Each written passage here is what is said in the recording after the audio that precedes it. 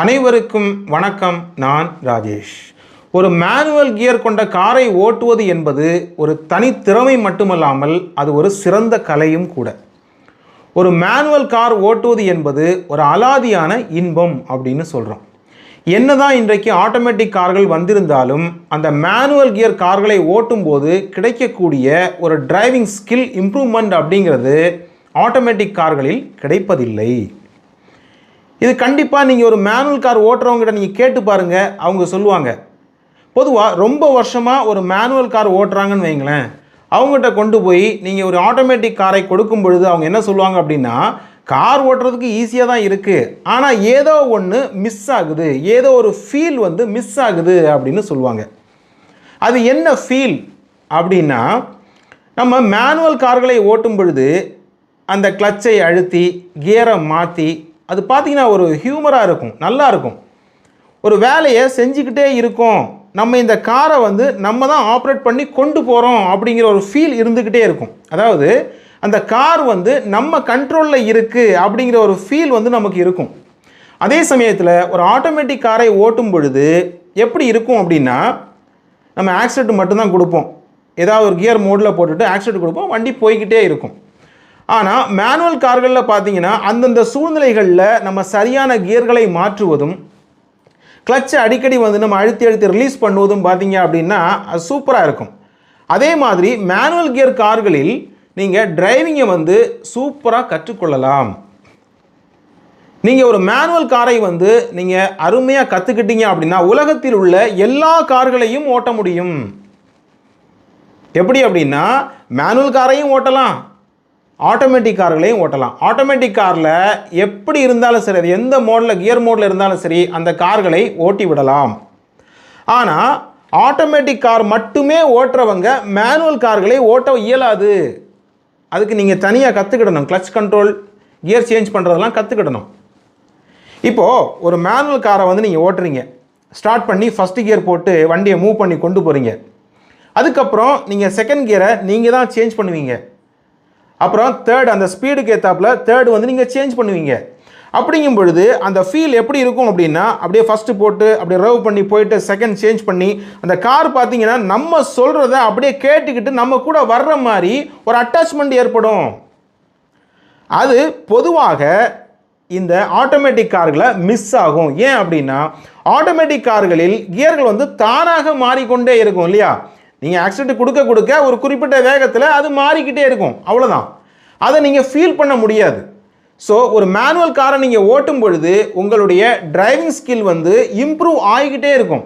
நீங்கள் எத்தனை வருஷம் கழித்து பார்த்தாலும் உங்களோட டிரைவிங் பார்த்தீங்க அப்படின்னா இன்னும் பெட்டராக மாறிக்கொண்டே இருக்கும். இப்போ உதாரணமாக ஒரு ஓட்டுநரை நல்ல திறமையானவர் அப்படிங்கிறத நீங்கள் எங்கே ஜட்ஜ் பண்ணலாம் அப்படின்னா, ஒரு மேனுவல் கார் ஓட்டும் பொழுது நல்ல வித்தியாசத்தை நீங்கள் பார்க்க முடியும். அதாவது அவங்க கியர் சேஞ்ச் பண்ணும் பொழுது உள்ளே பார்த்தீங்க அப்படின்னா எந்தவித லேகும் இல்லாமல் எந்தவித ஜெர்க்கும் இல்லாமல் அழகாக கியரை சேஞ்ச் பண்ணி கிளச்சை ரிலீஸ் பண்ணுறாங்கல்ல, அந்த குவாலிட்டி பார்த்தீங்க அப்படின்னா நீங்கள் ஆட்டோமேட்டிக் கார்களில் நீங்கள் ஐடென்டிஃபை பண்ண முடியாது. ஏன்னா நீங்கள் ஆட்டோமேட்டிக் கார்களில் பார்த்தீங்கன்னா நீங்கள் ஆக்சிலேட்டர் கொடுக்கும் பொழுது அதுவே கியரை மாற்றிக்கொள்ளும். நீங்கள் சடனாக கொடுத்தீங்கன்னா கூட அது கரெக்டாக போய்கிட்டே இருக்கும், அது எந்த இடத்துலையுமே உங்கள் லேக் காட்டாது பெருசாக. ஆனால் மேனுவல் கார் ஓட்டுறவங்க தப்பாக ஓட்டுறாங்க, இல்லை அனுபவம் இல்லாமல் ஓட்டுறாங்க அப்படின்னா கண்டிப்பாக அவங்கள எளிமையாக கண்டுபிடிச்சிட முடியும். இவர் டிரைவிங்கில் பெரிய அளவில் சிறப்பான ஆள் கிடையாது அப்படிங்கிறத கண்டுபிடிச்சிட முடியும். அப்படி சிறப்பான ஒரு மேனுவல் கியர் கார்கள் இன்றைக்கு படிப்படியாக விற்பனையில் கொஞ்சம் கொஞ்சமாக குறைஞ்சிக்கிட்டு தான் வருது. இருந்தாலும் இந்தியாவை பொறுத்தவரை மேனுவல் கார்கள் தான் இன்றைக்கு வரைக்கும் அதிகமாக விற்பனையாகி கொண்டு இருக்கின்றன. கடந்த 2 வருஷத்தில் உள்ள டேட்டாவெல்லாம் எடுத்து பார்க்கும் பொழுது எப்படி இருக்குது அப்படின்னா, 60% மேனுவல் கார்கள் விற்கின்றன, 40% ஆட்டோமேட்டிக் கார்கள் விற்கின்றன. ஆட்டோமேட்டிக் காரில் different type of gear boxes இருக்குது, ஆனால் மேனுவல் அப்படின்னா ஒரே கியர் பாக்ஸ் தான் இல்லையா. ஸோ நீங்கள் என்ன புரிஞ்சிக்க வேண்டியிருக்கு அப்படின்னா, இங்கே இந்தியாவை பொறுத்தவரை இன்னும் மேனுவல் கார்களை விரும்புபவர்கள் இருக்கத்தான் செய்கிறார்கள். ஏன் அப்படின்னா, மேனுவல் கியர் பாக்ஸ் பார்த்தீங்க அப்படின்னா உங்களுக்கு லோ மெயின்டெனன்ஸ், அதாவது அடிக்கடி ரிப்பேர் வந்தாலும் கூட உங்களுக்கு செலவுகள் அதிகம் வைக்காது. ஆனால் உண்மையிலேயே மேனுவல் கியர்களில் ரிப்பேர் பெரும்பாலும் வரவே செய்யாது. பீரியாடிக்கல் மெயின்டெனன்ஸ் மட்டும்தான் வரும். ஓகே, நீங்கள் தவறுதலாக பார்த்தீங்கன்னா சரியாக வந்து கிளட்ச் அழுத்தாமல் கியரை போட்டு அடிக்கடி வந்து கரெக்டாக டிரைவ் பண்ணாமல் இருந்தீங்க அப்படின்னா உள்ளே வந்து கிளட்ச் பிளேட்டில் வந்து டேமேஜ் வரலாம். மற்றபடி நீங்கள் கரெக்டாக நீங்கள் ஓட்டினீங்க அப்படின்னா ஒரு பீரியாடிக்கல் மெயின்டெனன்ஸாக நீங்கள் கிளட்ச் அசம்பிளி செட்டு மாற்றிட்டு ஆயில் மாற்றிட்டு ஓட்டினீங்க அப்படின்னா அந்த மேனுவல் கியர் பாக்ஸ்கள் ரொம்ப காலத்துக்கு வரும். உதாரணமாக அப்படின்னா ஒரு விஷயம் சொல்கிறேன். இப்போ ஒரு வண்டி வந்து பார்த்திங்கன்னா ஒரு 15 வருஷம் 20 வருஷம் வந்து ஓடிட்டு என்ஜின்லாம் ரொம்ப ப்ராப்ளம் ஆகிருக்கும். அதே சமயத்தில் வண்டி ஃபுல்லாக துருப்பிடிச்சிருக்கும். அது ஸ்க்ராப்புக்கு வந்து நிற்கும், காயலங்கடையில் வந்து நிற்கும். அந்த வண்டியில் போய் நீங்கள் கியரை போட்டு பாருங்கள், சின்ன ப்ளே இருக்குமே தவிர கரெக்டாக கியர் போய் விழுறதை பார்க்கலாம். கியர் பாக்ஸில் எந்த கம்ப்ளைண்ட்டும் வராது. ஸோ லோ மெயின்டெனன்ஸாக இருக்கிறதா மிக மிக முக்கியமான காரணம். சென்சார்ஸ்லாம் எதுவும் கிடையாது. அப்படிங்கிறனால நிறைய பேர் பார்த்தீங்க அப்படின்னா இந்த மேனுவல் கியர்களை தேர்ந்தெடுப்பார்கள். அது மட்டும் இல்லாமல் மைலேஜும் ஓரளவுக்கு உங்களோட டிரைவிங் ஸ்கில் ஏற்றாற்போல் நல்ல மைலேஜும் கொடுக்கும். நீங்கள் வந்து குயிக்காக கியரை மாற்றி சரியான கியரில் இருந்து போனீங்க அப்படின்னா நல்ல மைலேஜ் கொடுக்கும். அப்படிங்கிறதும் மிக மிக முக்கியமான 2 காரணங்கள். அப்போது ஒரு புதுசாக கார் வாங்குறவங்களுக்கு ஒரு குழப்பம் ஏற்படும். மேனுவல் கார் வாங்கலாமா அல்லது ஆட்டோமேட்டிக் கார் வாங்கலாமா? இப்போ இந்த இடத்துல மேனுவல் கார்கள் வந்து இந்தியாவில் அதிகம் விற்கிது அப்படின்னு சொன்னீங்க.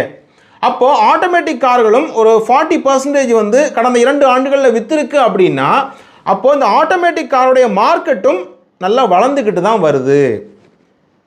ஒரு ஃப்ரெண்டு வந்து ஆட்டோமேட்டிக் கார் வாங்கியிருக்காரு, பக்கத்து வீட்டில் வந்து ஒருத்தர் ஆட்டோமேட்டிக் கார் வாங்கியிருக்காங்க, அதனால் நான் வாங்க போகிறேன் அப்படின்னு சொல்லிட்டு ஒரு ஆட்டோமேட்டிக் கார் வாங்கக்கூடாது.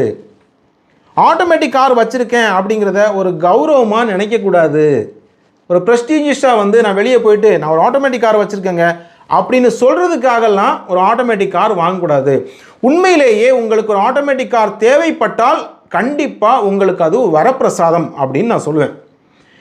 இப்போது மேனுவல் யார் வாங்கலாம் அப்படின்னு நான் சொல்லிடுறேன். உங்களுக்கு வந்து மேனுவல் கியர் வந்து நல்லா ஓட்ட தெரியும், கிளட்ச் ப்ராக்டிஸ்லாம் எனக்கு சூப்பராக வருங்க, அதை வந்து நான் என்ஜாய் பண்ணி ஓட்டுறது நான் விரும்புகிறேன் அப்படின்னா கண்டிப்பாக நீங்கள் மேனுவல் கார்கள் தான் வாங்குங்க. உங்களுக்கு பெரிய அளவில் மெயின்டெனன்ஸ் வராது, ரொம்ப காலத்துக்கு நீடிக்கும், பயப்படாமல் வாங்கலாம், நல்லா இருக்கும். அதே சமயத்தில் எனக்கு வந்து இல்லைங்க, எனக்கு கிளட்ச் ப்ராக்டிஸ் வந்து நான் ஒரு பிகினர் தான், கிளட்ச் ப்ராக்டிஸ் பண்ணி பார்த்தேன், எனக்கு வரவே இல்லை, ப்ளஸ் நானும் ட்ரைவ் பண்ணுறேன், எங்கள் வீட்டில் வந்து ஒய்ஃபும் ட்ரைவ் பண்ணுவாங்க, அவங்களுக்குலாம் கிளட்ச் வரவே வராது அப்படின்னா கண்டிப்பாக அதுக்கு ஆட்டோமேட்டிக் கார்களை நீங்கள் வாங்கி கொள்ளுங்கள். அதே சமயத்தில் சிலருக்கு பார்த்தீங்கன்னா இடது காலில் வந்து பிரச்சனை இருக்கும். ஓகே, அப்படி இருக்கிறவங்களுக்கு வந்து எனக்கு கிளட்சை அழுத்த முடியாது அப்படின்னு இருந்தாலும் நீங்கள் கண்டிப்பாக ஆட்டோமேட்டிக் கார்களை வாங்கிக்கலாம். அதே மாதிரி நம்ம எவ்வளோ தான் ஸ்கில்லோடு இருந்தாலும் ஒரு சென்னை மாதிரி சிட்டிக்குள்ளே இருக்கோம், ஒரு ஹைதராபாத் மும்பை மாதிரி சிட்டிக்குள்ளே இருக்கோம் அப்படின்னா அங்கே உள்ள டிராஃபிக்கில் பார்த்தீங்க அப்படின்னா கிளட்சை அழுத்தி அழுத்தி அழுத்தி முடியலைங்க, கால் வலிக்குது அப்படின்னு நீங்கள் நினச்சிங்கன்னா கண்டிப்பாக அதுக்கும் நீங்கள் ஆட்டோமேட்டிக் கார்களை வாங்கி கொள்ளலாம். கால் சரியில்லாமல் இருக்கணும்னு அர்த்தம் இல்லை, நன்றாக இருந்தாலும் கூட இப்படி அழுத்தி அழுத்தி எடுக்கிறது சிலருக்கு ரொம்பவே சிரமமாக இருக்கும். ஆரம்ப காலத்தில் மேனுவல் கார் ஓட்டினவங்க கொஞ்சம் வயதாகும் போது கால்கள் வலிக்க ஆரம்பிக்கும் இல்லையா, ஒரு 60-70 வயசு ஆகிட்டாலே நமக்கு ரொம்ப கஷ்டமாக இருக்கும் பொழுது அவங்களுக்கு கண்டிப்பாக ஒரு ஆட்டோமேட்டிக் கார் தான் சூப்பராக இருக்கும். அதே சமயத்தில் ஆட்டோமேட்டிக் கார்களில் பார்த்தீங்க அப்படின்னா டிஃப்ரெண்ட் டைப் ஆஃப் கியர் பாக்ஸஸ்லாம் இருக்குது அப்படின்னு உங்களுக்கு தெரியும். மேனுவலில் பார்த்தீங்க அப்படின்னா ஒரே விஷயந்தான். மேனுவல் கியர் பாக்ஸஸ் பொறுத்தளவில் different type of varieties of gear boxes அப்படின்னு சொல்லி கிடையாது. இப்போ சில கார்களில் பார்த்தீங்க அப்படின்னா அவங்களுக்கு ஃபார்வேர்டில் 5 கியர் இருக்கும், சிலதில் வந்து 6 கியர்கள் இருக்கும். ரிவர்ஸ் கியர் பார்த்தீங்க அப்படின்னா சில கார்கள் எப்படி போடுவோம், சில கார்களில் பார்த்தீங்கன்னா இப்படி போடுவோம். அப்படிங்கிற வித்தியாசங்களே தவிர அந்த டிரைவிங் பண்ணுறது பார்த்தீங்க அப்படின்னா அந்த ஸ்கில் எல்லாமே ஒன்று தான். ப்ளஸ் அந்த கியர் பாக்ஸஸ் பார்த்தீங்க அப்படின்னா ரொம்ப ரொம்ப சக்ஸஸ்ஃபுல்லான ஒரு கியர் பாக்ஸ் அப்படின்னு சொல்கிறோம். கிட்டத்தட்ட 130 வருடங்களுக்கும் மேலாக இந்த உலகத்தில் இருக்கக்கூடியது manual gear box, successful gear box. ஆட்டோமேட்டிக்கில் நம்ம எதை வாங்குறது அப்படிங்கிற டவுட் வரும். எப்படி அப்படின்னா ஆட்டோமேட்டிக்கில் பார்த்தீங்கன்னா ஏஎம்டி இருக்குது, சிவிடி இருக்குது, ஐஎம்டி இருக்குது, டிசிடி இருக்குது, ஏடி டார்க் கன்வெர்ட்டர் இருக்குது. இதில் நான் எதை வாங்குறது அப்படிங்கிற டவுட் வருது இல்லையா? ஏன்னா எல்லாமே ஆட்டோமேட்டிக் அப்படின்னு சொல்லிட முடியாது, எல்லாமே வந்து ஃபுல்லி ஆட்டோமேட்டிக்காக அப்படி கிடையாது. இப்போ நீங்கள் வந்து ஒரு ஏஎம்டி வாங்குறீங்கன்னு வைங்களேன், அது வந்து ஒரு லோ பட்ஜெட் அப்படின்னு சொல்கிறோம். இப்போ நீங்கள் வந்து ஒரு லோ பட்ஜெட்டில் போயிட்டு ஒரு கார் வாங்க போனால் அதில் வந்து ஏஎம்டி கியர் பாக்ஸ் அப்படிங்கிறது ரொம்ப வந்து செலவு வைக்காத ஒரு கியர் பாக்ஸ் அப்படின்னு சொல்கிறோம். அதாவது ஆட்டோமேட்டட் மேனுவல் டிரான்ஸ்மிஷன். அதில் இருக்கக்கூடியது ஒரு மேனுவல் கியர் பாக்ஸ் தான். அதை வந்து ஒரு யூனிட் மூலமாக நம்ம வந்து ஆட்டோமேட்டிக்காக இயங்க வைக்கிறோம். அப்போ அது வந்து ஒரு செமி ஆட்டோமேட்டிக் அப்படின்னு சொல்லலாம். அது வந்து ஃபுல்லி ஆட்டோமேட்டிக் அப்படின்னு நம்ம எடுத்துக்கிட முடியாது. ஆனால் நீங்கள் வந்து ஒரு பட்ஜெட் வந்து குறைவாக இருக்கணும், அதே சமயத்தில் எனக்கு ஒரு ஆட்டோமேட்டிக் கார் வேணும் அப்படின்னு நினச்சிங்கன்னா நீங்கள் ஏஎம்டி போகலாம், அதே மாதிரி ஐஎம்டியும் போகலாம். ஏஎம்டி பொறுத்தளவில் உங்களுக்கு கிளச்சும் இருக்காது, ஆட்டோ கிளச் தான். அதே மாதிரி கியர் மோடில் போட்டுட்டு நீங்கள் ஆக்சிலேட்டர் பண்ணால் போய்கிட்டே இருக்கும். இது வந்து ஏஎம்டி. அதே சமயத்தில் ஐஎம்டின்னு சொல்கிறோம், இன்டெலிஜென்ட் மேனுவல் டிரான்ஸ்மிஷன். அதுலேயும் இருக்கக்கூடியது ஒரு மேனுவல் கியர் பாக்ஸ் தான். இந்த ஐஎம்டி அப்படிங்கிறது வந்து ஹுண்டாய் கார்களில் வரும், கியா கார்களில் வரும். இன்டெலிஜென்ட் மேனுவல் டிரான்ஸ்மிஷன் இது எப்படி அப்படின்னு பார்த்தீங்கன்னா, எனக்கு வந்து கிளச்சு வந்து அடிக்கடி அழுத்த பிடிக்காதுங்க, ஆனால் கியரை வந்து எனக்கு மாற்றுறது ரொம்ப பிடிக்கும். நான் தான் கியரை மாற்றுவேன், ஃபஸ்ட்டு செகண்டு தேர்டு ஃபோர்த்தில் நான் தான் மாற்றுவேன். ஆனால் எனக்கு கிளச்சு மட்டும் வேண்டாம் அப்படின்னு நினச்சிங்கன்னா அது ஹுண்டாய் கார்ஸ்லையும் கியா கார்ஸ்லையும் கிடைக்குது ஐஎம்டி கியர் பாக்ஸ். அதில் வந்து கிளச் வந்து ஆட்டோ கிளச்சாக இருக்கும், ஆனால் கியரை மட்டும் நீங்கள் மாற்றிட்டே இருப்பீங்க. இதுவும் பார்த்தீங்க அப்படின்னா ரொம்ப செலவு வைக்காத பீரியாடிக்கல் மெயின்டெனன்ஸ் மட்டும் பண்ணிட்டு இருந்தால் போதும், ஓரளவுக்கு நல்ல ஒரு கியர் பாக்ஸ் அப்படின்னு சொல்கிறோம். வேறு என்ன கியர் பாக்ஸ் இருக்குது அப்படின்னு பார்த்தீங்கன்னா சிவிடி இருக்குது. சிவிடி பொறுத்தளவில் உங்களுக்கு செலவுகள் வராது, ஆனால் வந்துச்சு அப்படின்னா அதிகமாக செலவு வைக்கக்கூடியது. இருக்கிறதுலையே பெர்ஃபார்மன்ஸ் அதிகமான கியர் பாக்ஸ் எது அப்படின்னு கேட்டிங்கன்னா அதுதான் டிசிடி கியர் பாக்ஸ் அப்படின்னு சொல்கிறோம், டுவல் கிளச் டிரான்ஸ்மிஷன். இதுலேயுமே டார்க் கன்வெர்ட்டர்னு ஒன்று இருக்குது, ஏடி. அதுவும் பார்த்தீங்க அப்படின்னா செலவு வைக்கக்கூடியதான். ஆனால் பெர்ஃபார்மன்ஸ் எது நல்லா இருக்கும் அப்படின்னு கேட்டிங்கன்னா அது டிசிடி கியர் பாக்ஸ் தான், டுவல் கிளச் டிரான்ஸ்மிஷன் அப்படின்னு சொல்கிறோம். இன்றைக்கி வந்து ப்ரீமியம் கார்ஸ்லாம் வரும். இன்றைக்கி வந்து ஹை ப்ரைஸிங்கில் இருக்கக்கூடிய ப்ரீமியம் கார்ஸ்லாம் பார்த்தீங்கன்னா இந்த டிசிடி கியர் பாக்ஸ் வரும். உதாரணத்துக்கு இப்போ பிஎம்டபிள்யூ, ஆடி, பென்ஸ்லலாம் இது இருக்கும். ஆனால் பெர்ஃபார்மன்ஸ் பார்த்தீங்க அப்படின்னா வேறு லெவலில் இருக்கும். ஆனால் செலவு வந்துச்சு அப்படின்னா லட்சங்களில் வரும். பொதுவாகவே நம்ம ஒரு ஆட்டோமேட்டிக் கார் வாங்கும்பொழுது நீங்கள் கவனிக்க வேண்டியது என்னென்னா, இப்போ உதாரணத்துக்கு ஒரு ஏஎம்டி வாங்குறீங்கன்னு வைங்களேன், ஒரு சின்ன கியர் லேகிங் தெரியும், ஒவ்வொரு கியர் மாறுறதும் எப்படி லைட்டாக அப்படி தெரியும். அதே சமயத்தில் நீங்கள் டிசிடி வாங்குனீங்க அப்படின்னா அப்படி எதுவுமே தெரியாது, ஒரு சின்ன லேக் கூட தெரியாது. நீங்கள் ஆக்சிலேட்டர் பண்ணால் வண்டி பறக்கும், ஸ்பீடு அப்படி இருக்கும். எந்த இடத்துலையுமே கியர் மாறுற அந்த ஃபீல் வந்து உங்களுக்கு தெரியவே தெரியாது. அப்படி இருக்கக்கூடிய ஒரு கியர் பாக்ஸில் அவ்வளோ ஈஸியில் ரிப்பேர்லாம் வராது. ஆனால் வந்துச்சு அப்படின்னா அதில் வந்து நிறைய hardware unit, software unit, mechatronics அப்படிங்கிற யூனிட்லாம் பார்த்தீங்க அப்படின்னா ரொம்ப காஸ்ட்லி. ஏதாவது ரிப்பேர் வந்துச்சு நீங்கள் மாற்றணும் அப்படின்னா லட்சங்களில் வரும். அதனால தான் என்ன சொல்கிறாங்க அப்படின்னா டிசிடி கியர் பாக்ஸ் உள்ள கார்கள் வந்து கிட்டத்தட்ட என்ஜினுக்கு வந்து நீங்கள் என்ன விலை கொடுப்பீங்களோ கிட்டத்தட்ட அந்த விலையை அந்த கியர் பாக்ஸுக்கு கொடுக்க வேண்டியிருக்கும் அப்படின்னு சொல்லுவாங்க. ஸோ நீங்கள் ஒரு ஆட்டோமேட்டிக் கார் வாங்கும்போது கூட இதெல்லாம் நீங்கள் கரெக்டாக தெரிஞ்சுக்கிடணும். அதாவது நமக்கு ஏஎம்டி தேவையா, சிவிடி தேவையா, இல்லை ஐஎம்டி தேவையா, இல்லைனா டார்க் கன்வெர்ட்டர் தேவையா, இல்லை அப்படின்னா டிசிடி கியர் பாக்ஸ் தேவையா, நமக்கு எது தேவை, நம்முடைய பட்ஜெட் என்ன, இதெல்லாத்தையும் தெரிஞ்சுக்கிட்டு வாங்கினீங்க அப்படின்னா உண்மையிலேயே அது சூப்பராக இருக்கும். ஒரு கேள்வி வரும், சார் ஹுண்டாய் கார்ஸ்லையும் கியா கார்ஸ்லையும் மட்டும்தான் நீங்கள் ஐஎம்டி இருக்குன்னு சொல்கிறீங்க, ஏன் அப்படின்னு கேட்கலாம். இந்த ஐஎம்டி அப்படிங்கிற டெக்னாலஜியை வந்து கண்டுபிடிச்சதே அவங்க தான். அதுக்கு வந்து காப்புரிமை வாங்கிட்டாங்க, பேட்டன் ரைட்ஸ் வாங்கிட்டாங்க. ஸோ அதனால் வேறு கார்களில் நீங்கள் அதை பார்க்க முடியாது. ஆனால் அது எந்த அளவுக்கு சக்ஸஸ்ஃபுல்லாக அப்படின்னு கேட்டிங்கன்னா பல பேருக்கு அது திருப்தி அளிக்கலை அப்படின்னு சொல்கிறாங்க. அதாவது இப்போ ஹுண்டாயில் பார்த்தீங்கன்னா கிளச் மட்டும் இருக்காது, கியரை நீங்கள் மாற்றுவீங்க. ஆனால் மேனுவல் கார் ஓட்டுற அளவுக்கு அந்த ஃபீல் கிடைக்காது. அப்படிங்கிறனால நிறைய பேருக்கு வந்து அது ஐஎம்டி பெரிய அளவில் திருப்தி அளிக்கலை அப்படின்னு சொல்கிறோம். அதனால் ஒரு காரை வாங்குறதுக்கு முன்னாடி அதில் டெஸ்ட் ட்ரைவ் பார்த்துட்டு அந்த ஃபீலை நீங்கள் அனுபவிச்சுட்டு தான் நீங்கள் வாங்கணும் அப்படின்னு சொல்கிறோம். அது மட்டும் இல்லாமல் இன்னொரு விஷயம், உங்களுக்கு உபயோகமான ஒரு விஷயம் சொல்கிறேன். நீங்கள் ஒருவேளை ஒரு பிகினராக இருக்கீங்க, டிரைவிங் கற்றுக்க போகிறீங்க அப்படின்னா முடிஞ்ச வரைக்கும் மேனுவல் கியர் கார்களில் டிரைவிங் கற்றுக்கொள்ளுங்கள். அது வந்து உங்களை ஒரு சிறப்பான ஓட்டுநராக மாற்றும். இப்போ நீங்கள் சொல்லலாம், ஏங்க நீ அடுத்து 10 வருஷம் 20 வருஷம் கழித்து ஃபுல்லாக வந்து ஆட்டோமேட்டிக் தானே வரப்போகுது அப்படின்னு. என்ன தான் ஆட்டோமேட்டிக் வந்தாலும் இந்தியாவில் அந்த மேனுவல் கார்கள் வந்து இன்னும் இருந்து கொண்டே தான் இருக்கும். வலுக்கட்டாயமாக அரசாங்கம் வந்து நிப்பாட்டணும், இல்லை ஏதோ ஒரு வகையில் கம்பெனிகள் வந்து தானாக முன் வந்து நாங்கள் வந்து இனி மேனுவலே தயாரிக்க மாட்டோம் அப்படின்னு சொன்னாலே தவிர மற்றபடி மேனுவலுக்கு வந்து ஒரு மவுஸு, ஒரு மார்க்கெட் இருந்து கொண்டே தான் இருக்கும் அப்படின்னு நிச்சயமாக சொல்கிறேன். ஸோ நீங்கள் ஒரு மேனுவல் காரில் கற்றுக்கிட்டீங்க அப்படின்னா அந்த கிளச் கண்ட்ரோல் கற்றுக்கலாம், கியரை ஷிஃப்ட் பண்ணுறதை பற்றி கற்றுக்கலாம், சடனாக வந்து கியரை டவுன் பண்ணி ஓவர் டேக்கிங் பண்ணுறதை வந்து கற்றுக்கலாம். மேனுவல் காரில் பார்த்தீங்கன்னா நீங்கள் போயிட்டுருக்கீங்க, 4th கியரில் போயிட்டுருக்கீங்க, உடனடியாக பார்த்தீங்கன்னா செகண்ட் போடலாம், அப்படியே ரவ் பண்ணி அப்படி ஸ்பீடாக வந்து ஓவர் டேக் பண்ண முடியும்.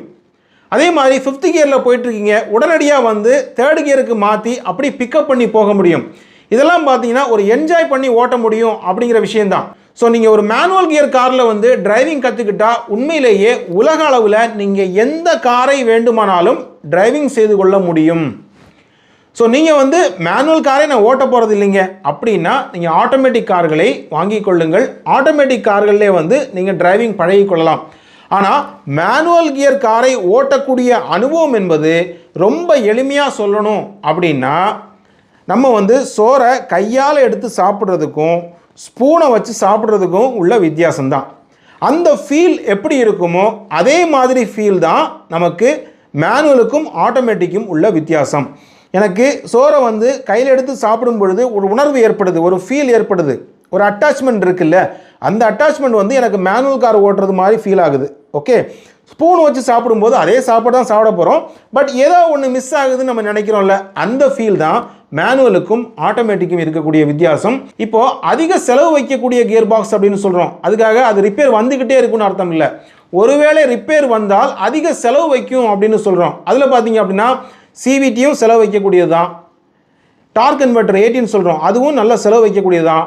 டிசிடி இருக்கிறதுலே வந்து அதிகம் செலவாகக்கூடியது. இப்போ உதாரணமாக சொல்கிறேன், ஒரு BMW காரில் பார்த்தீங்க அப்படின்னா இன்றைக்கி செகண்ட் மார்க்கெட்டில் உங்களுக்கு அப்போ வந்து ஒரு 50 லட்ச ரூபாய்க்கு இருந்த கார்கள்லாம் இன்றைக்கி 3 லட்சம் 4 லட்சம் 5 லட்சம்னு சொல்லி விற்கிறாங்க. இப்போ அந்த காரை பற்றி பெருசாக தெரியாமல் நிறைய பேர் வாங்கிடுறாங்க. நம்ம வீட்டில் ஒரு BMW நிற்கட்டும்னு ஒரு மிடில் கிளாஸ் பர்சனாக இருப்பாங்க, ஒரு BMW மேலே உள்ள ஒரு ஆசையில் வந்து அந்த காரை வாங்கிடுவாங்க, ஒரு 5 லட்ச ரூபாய்க்கு வீட்டுக்கு வாங்கிட்டு வந்துடுவாங்க. ஒருவேளை அந்த கியர் பாக்ஸில் ஒரு கம்ப்ளைண்ட் இருக்குன்னு வைங்க, என்ன செலவாகும் தெரியுமா? இவர் வாங்கின காசை விட அதிகமாக வரும், 5 லட்சத்துக்கும் மேலே கூட வரலாம். அது வந்து தெரியாமல் கூட இவர் வாங்கியிருப்பார். ஏன்னா அதில் டிசிடி கியர் பாக்ஸ்கள் இருக்கும், ஹை பெர்ஃபார்மன்ஸ் கியர் பாக்ஸ் இருக்கும். செலவு வந்துச்சுன்னு வைங்களேன், லட்சங்களில் வரும்.